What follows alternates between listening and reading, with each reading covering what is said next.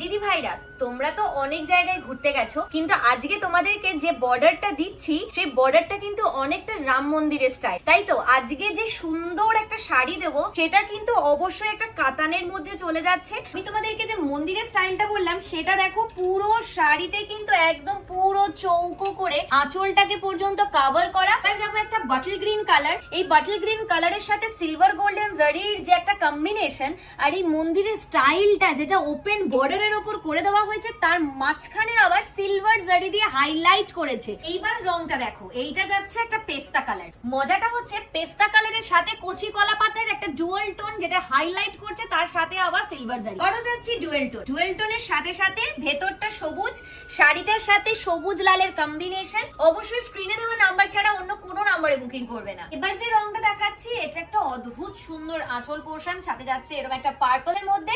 আর অবশ্যই তোমরা যারা যারা বুকিং